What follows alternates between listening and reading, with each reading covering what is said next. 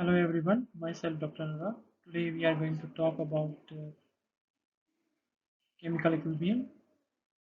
Let's talk to the various aspects of chemical equilibrium one by one. Units of Kp and Kc.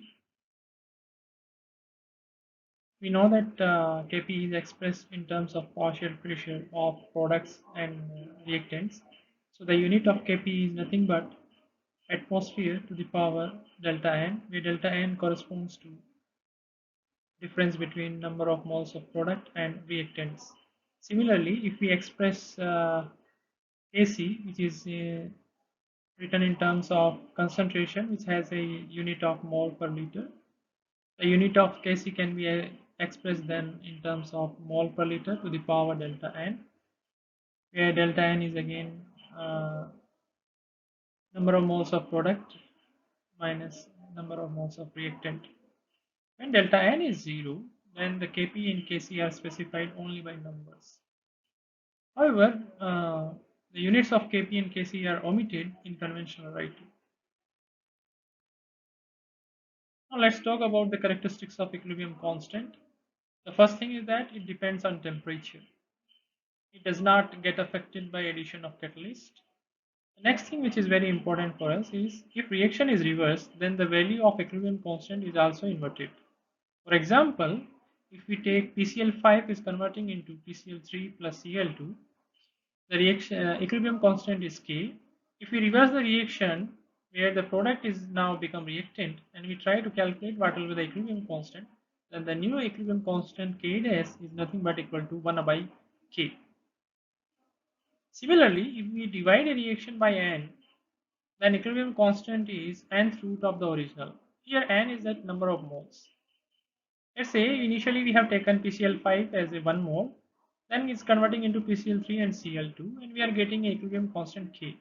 Now if we divide all the number of moles by 1 by n for the PCl5, similarly for PCl3 and for Cl2, then the equilibrium constant comes equals to uh, K root over n.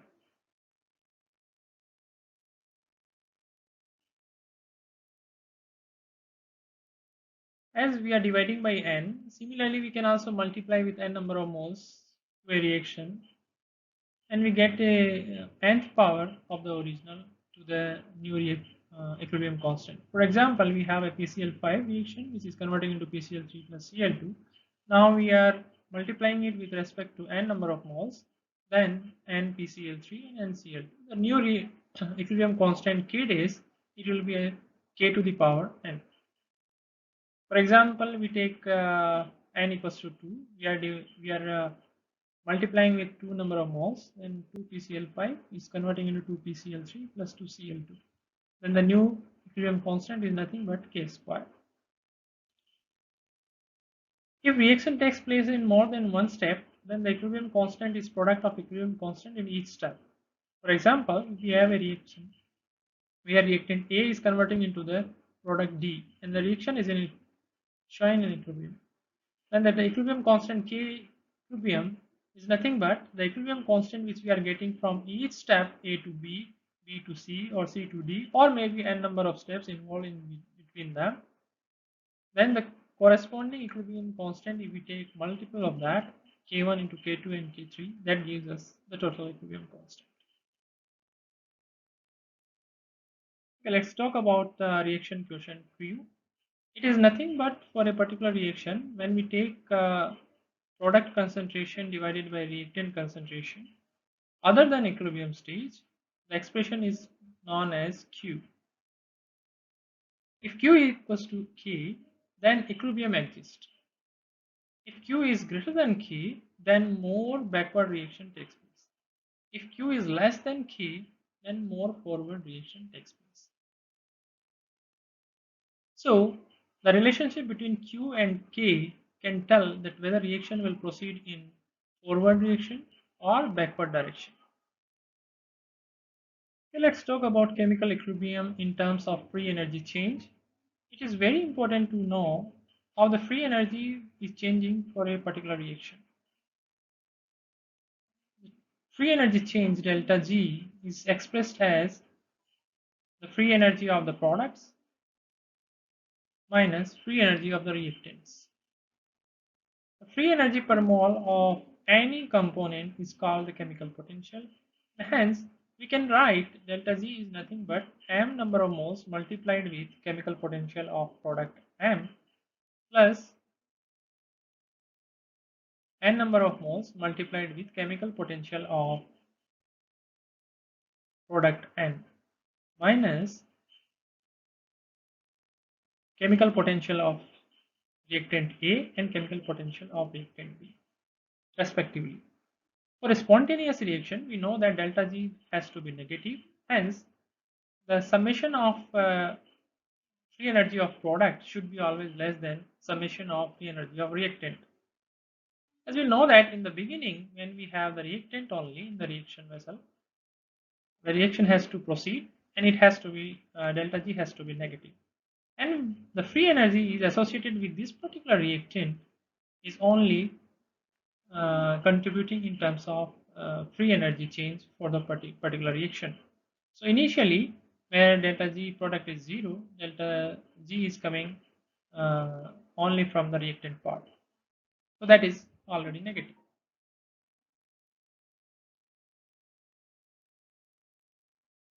As the reaction proceeds, let's say from here to here, when product formation takes place, as a result, the free energy of reactants keep on decreasing, which is initially, let's say it was here, then it is keep on decreasing because the addition of product. As a result, free energy of reactant keep on decreasing, and at particular point, we find that the summation of product and summation of reactant free energy becomes equal. This is a particular point where delta Z becomes 0 and it is known as equilibrium point. At Q at delta Z equals to 0, we know that at equilibrium point K become equals to Q. So as we have discussed earlier, when K is greater than Q, more forward reaction takes place. When K is less than Q, it try to go to the backward reaction.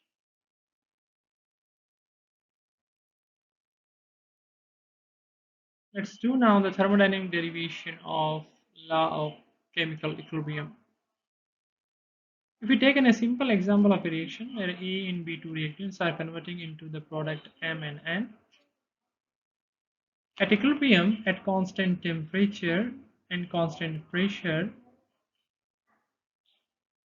the free energy change delta G becomes 0, which is nothing but the difference of free energy for this product and reactant.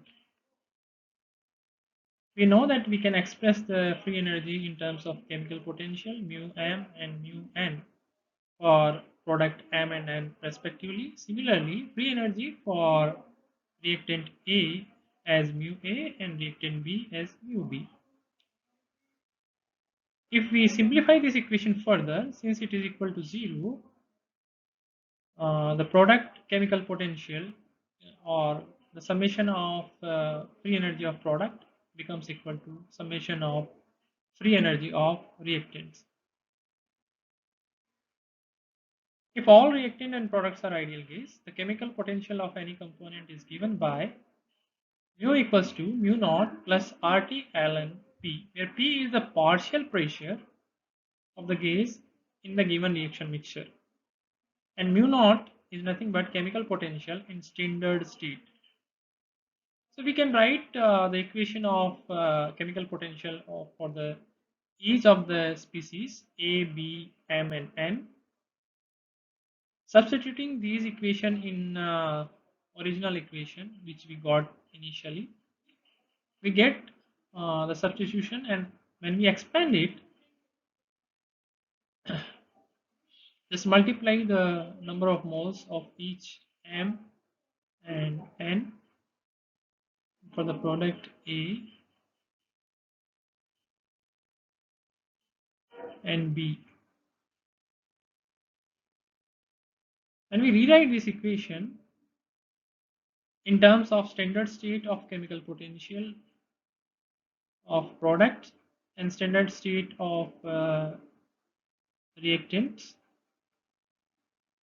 we get this particular expression We know that and we have number of moles multiplied with natural log of partial pressure m, we can rewrite it in terms of uh, natural log of partial pressure P to the power m. Just substituting this or rewriting in this previous equation and taking RT as common, we get this particular expression where uh, the right hand side, the summation of chemical potential for the reactants can be designated as mu A and mu B equals to summation of free energy of reactant, and for the chemical potential of mu m and mu n naught, this is nothing but standard state free energy for the product. Just by rearranging this equation, we get this equation. We are simplifying it further, taking this RT to the denominator to the right hand side. So this is the equation which we got last slide.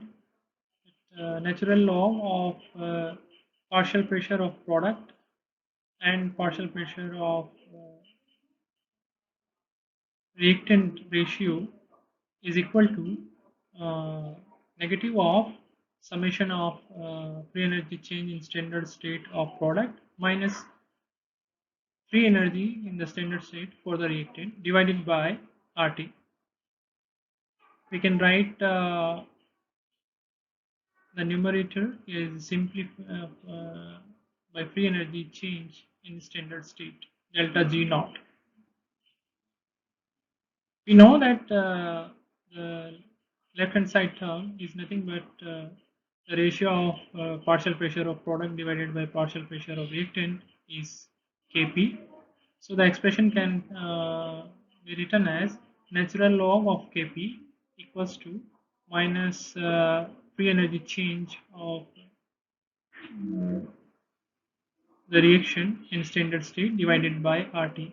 Or we can write the free energy change in standard state is equal to minus RT ln of Kp.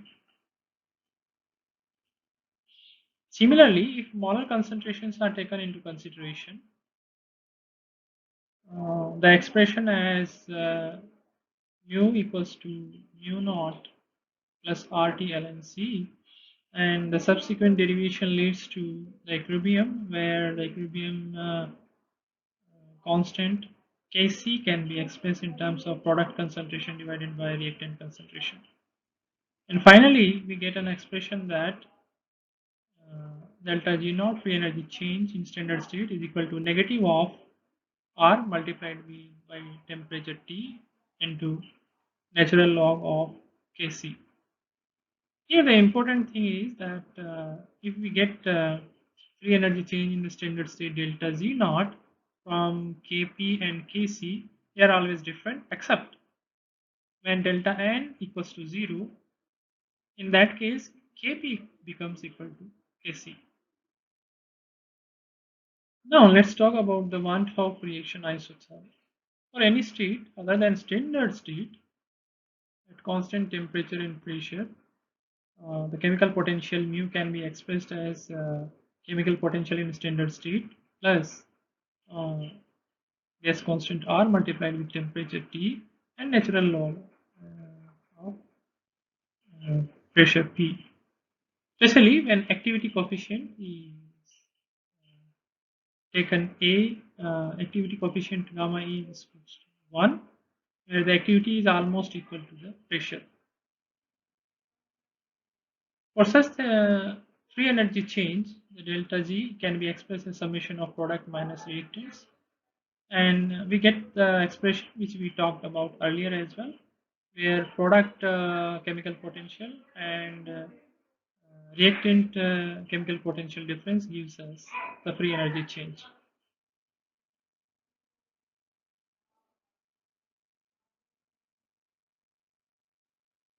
Further expanding the relationship, we get on rearrangement by keeping the chemical potential term in standard state aside and keeping RT as common.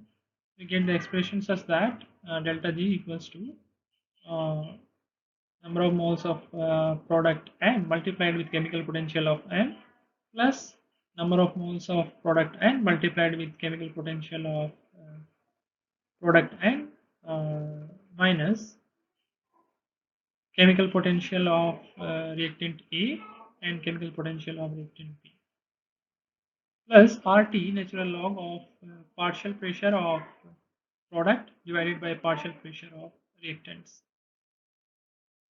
Uh, Here we can write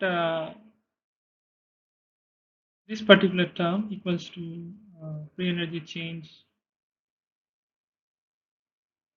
of the product, and the second term is equal to the free energy change for the reactant, which is nothing but uh, total free energy change in the standard state, whereas the other term RT ln partial pressure of product upon partial pressure of reactant is nothing but QP, since it is not an equilibrium state.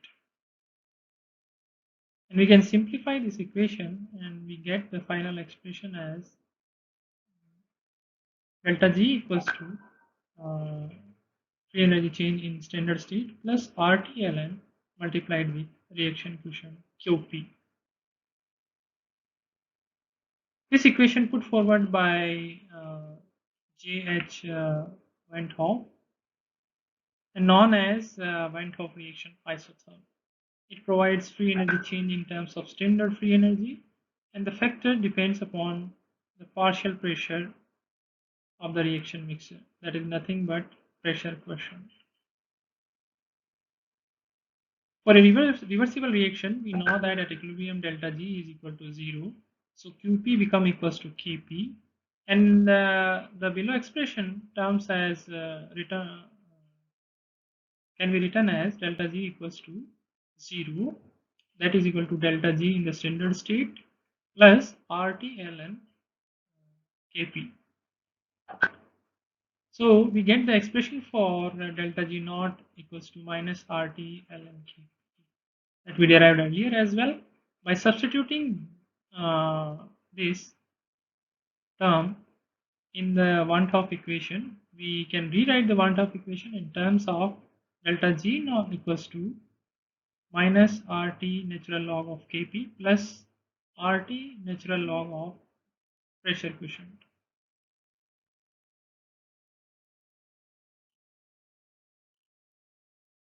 Now let's talk about Van't Hoff reaction isotope. The expression for variation of equilibrium constant for a reaction with temperature put forward by Van't Hoff and called Van't Hoff equation. It can be derived as follows. We know that delta G naught equals to minus RT ln Kp.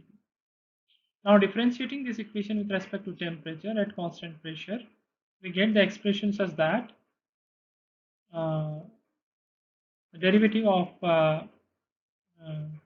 delta G naught free energy in the standard state with respect to temperature at constant pressure P is equal to, now since we are differentiating, we have R which is a constant, we have two factors, two variables here, temperature and Kp, equilibrium constant Kp. So now taking the differentiation with respect to temperature, we get the expression minus R natural log of Kp minus RT d natural log of Kp divided by dt. Now multiplying this equation throughout by temperature T, we get this equation in terms of particular expression in the middle that is equal to delta G naught. Now rewriting this equation, we get an equation that T multiplied with the derivative of free energy in standard state with respect to temperature at constant pressure P is equal to the free energy in standard state minus RT square derivative of natural log of Kp with respect to temperature dt. Now, according to Gibbs-Helmholtz equation, we know that delta G can be expressed in terms of delta H plus T derivative of free energy with respect to temperature at constant pressure P. Just by substituting this in a standard state, we get this expression, and rewriting it as we have written the equation 1, we get this particular expression. Just by comparing equation 1 and 2, we can easily write that this particular term delta G naught minus delta H naught, where we can easily get the expression for delta H naught enthalpy change in the standard state, that is equal to RT square d natural log derivative of natural log of Kp divided by with respect to temperature. And finally, we can rewrite this equation with respect to derivative of natural log of Kp with temperature is equal to enthalpy change in the in the standard state divided by gas constant R multiplied with T square. This particular equation is called Van 't Hoff equation. The integrated form of this equation can be expressed as we just take the dt to the right hand side.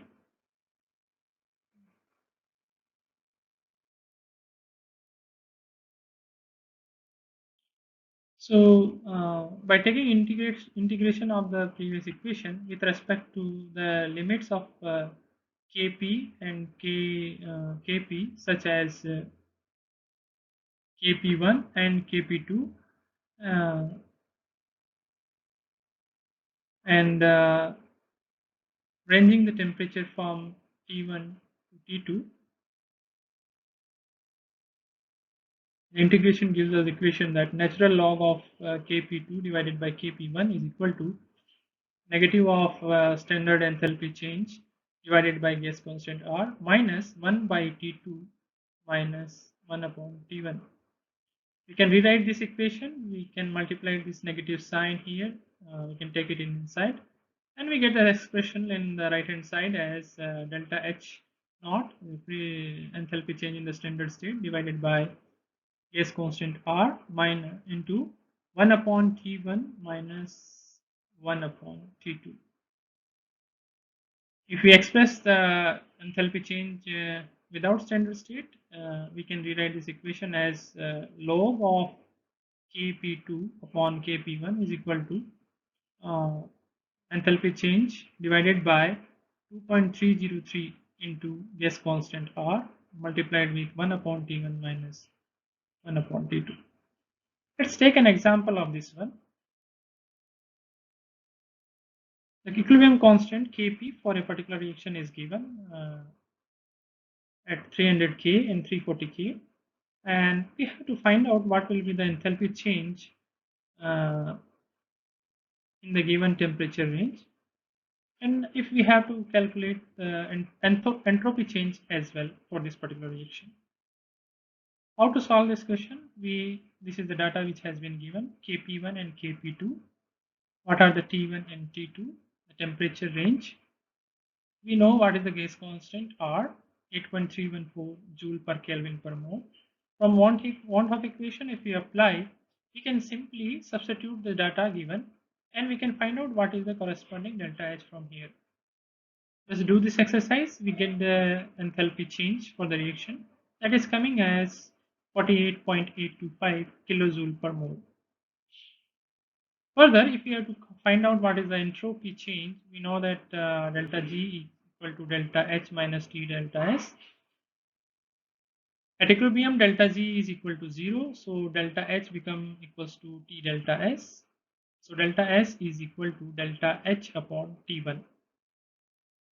So at temperature T1, we can get what is the entropy change. Similarly, at temperature T2, we can get entropy change.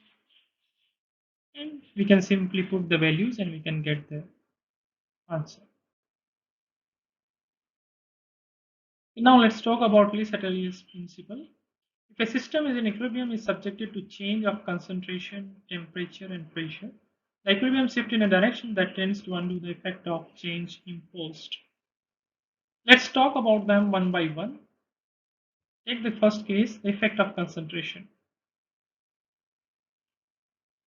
If we take a simple example of a reaction where the A and B two reactants are converting into the product C and D respectively, the equilibrium constant Kc can be represented as product concentration divided by reactant concentration. If we add more reactant, equilibrium is disturbed and it will try to get back to the equilibrium. In order to do that, more product formation has to take place, and that's why more forward reaction will happen. Similarly, on addition of product, let's say C or D, or if we increase the concentration of product C and D, again the equilibrium is getting disturbed. In order to attain the equilibrium back, more backward reaction has to take place so that more reactant can be produced. Similarly, if we try to remove any product, or we can say that if we are removing product concentration, if we are decreasing the product concentration, in that case also more forward reaction takes place in order to have the equilibrium exist. Similarly, if we remove the reactant, more backward reaction takes place. Let's take an example of this one. We have a Haber process where ammonia is produced. If we liquefy the ammonia side by side, that means there is a decrease in product concentration because product is ammonia gas. It leads to more forward reaction. Let's take another example, the manufacturing of calcium oxide. The gaseous CO2 is allowed to escape. Since it is a product, if we are removing the product CO2, more forward reaction takes place. Let's take a quiz here. If we have a simple reaction where carbon dioxide is reacting with water and converting into HCO3 minus and H plus. On removal of carbon dioxide gas, what will be the effect on medium pH? Whether it will increase or decrease? Think and answer. Now let's talk about the second variable, that is temperature. If we have an exothermic reaction, it is always favored by low temperature. Whereas if we have an endothermic reaction, it is always favored by high temperature. If forward reaction is exothermic, then backward reaction is obviously endothermic also. We know that for exothermic reaction, delta H is negative. Hence, if we increase the temperature, more backward reaction takes place. Equilibrium shift towards the reactant. If we have endothermic reaction, then we know that delta H is positive. In that case, if we increase the temperature, more forward reaction takes place. Equilibrium shifts towards the product. It can be explained using Van 't Hoff equation, where we know that the derivative of natural log of Kp with the temperature is equal to enthalpy change divided by RT square. If delta H is positive, that is endothermic reaction, it is greater than 0, then this particular derivative component, it is positive, which means if we increase the temperature, Kp has to increase. If increase of Kp takes place, then more forward reaction takes place. Similarly, if we have delta H, enthalpy change in standard state, negative, that is less than 0, this derivative component, it becomes equal to negative, and hence if we increase the temperature, Kp will decrease. If the decrease of Kp takes place, it implies more backward reaction.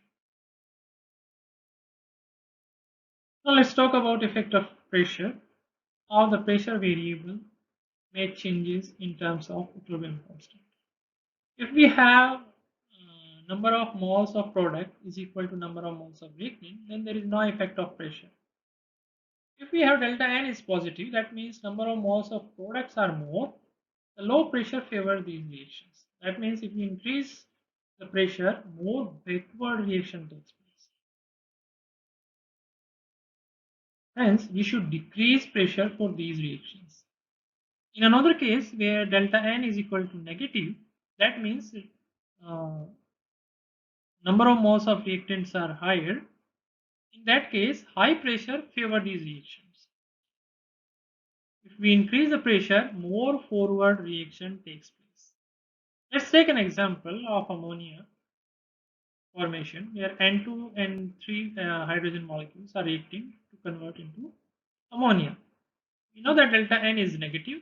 Here, high pressure leads to more yield of ammonia. So this is the one factor where if we increase the pressure in case of Haber process, we can get more number of ammonia molecules. The fourth thing is the increasing the pressure in equilibrium tends to shift in direction where volume decreases. Let's take a certain example of this. Here we have a ice and water into the equilibrium. We know that ice has more volume compared to less volume. If we increase the pressure, ice converts into water. That means melting of ice takes place. Similarly, if you take another example that water is in equilibrium with vapor phase, that means water is having less volume and vapor is having more volume. So on an increase in pressure, the equilibrium tries to shift towards from vapor to water or condensation of water take place. Now let's talk about the effect of insertion of an inert gas. Apart from pressure, concentration and temperature, if we insert an inert gas, that means we are changing the volume. And how that is going to affect? It is simply make an effect towards opposite direction as expected due to pressure. If we have delta N equals to 0, it will not lead to any effect in the reaction. However, if we have delta N equals to positive, more forward reaction takes place. Whereas in case of delta N equals to negative, more backward reaction takes place. This is all about Le Chatelier's principle and certain characteristics we have seen. Thank you for listening. Let's do more practice on it.